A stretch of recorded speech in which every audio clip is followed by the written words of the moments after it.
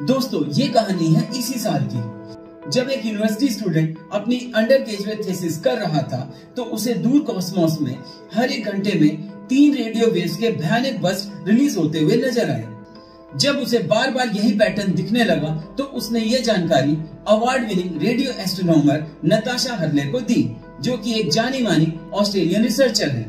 उन्होंने इस बस्ट की आगे जांच करने के लिए वेस्टर्न ऑस्ट्रेलिया के मर्सीशन व्हाइटफील्ड एरे में लगे एडवांस स्पेस टेलीस्कोप का इस्तेमाल किया। उन्होंने ये पता किया जिस जगह से सिग्नल आ रहे थे वो कहाँ मौजूद है, उनकी अर्थ से डिस्टेंस कितनी है और वो एवरेज कितनी देर बाद सुनाई दे रहे हैं। उन्हें ये पता चला कि हर 18.18 मिनट के बाद ये सिग्नल रिसीव हो रहे थे और ये इंटरवल बिल्कुल फिक्स था। ये इतना एग्जैक्ट था कि बिल्कुल इतने ही समय के बाद दूसरा रेडियो सिग्नल रिसीव होता था।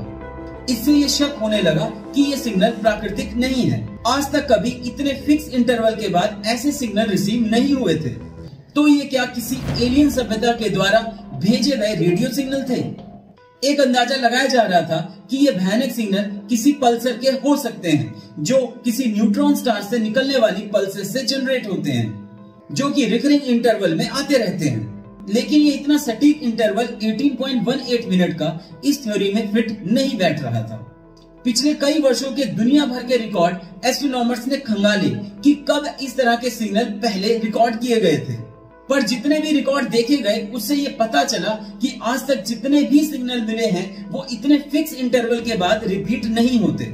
और कई सबूत इस बात का इशारा करते हैं कि ये सभी पुराने सिग्नल दूर किसी कॉस्मिक घटनाओं से मिले हैं, यानी सभी पुराने सिग्नल प्राकृतिक थे जो एक फिक्स इंटरवल के बाद रिपीट नहीं हो रहे थे। लेकिन ये सिग्नल फिक्स इंटरवल के बाद रिपीट हो रहा था। इस सिग्नल को एनालाइज करने के बाद यह तो पता चल गया कि ये सिग्नल अर्थ से करीब 4000 प्रकाश वर्ष दूर किसी जगह से आ रहा है। 4000 लाइट ईयर दूर से किसी रेडियो सिग्नल का आ पाना बहुत स्ट्रेंज था, क्योंकि इसके लिए बहुत बड़े रेडियो ट्रांसमीटर की जरूरत पड़ेगी।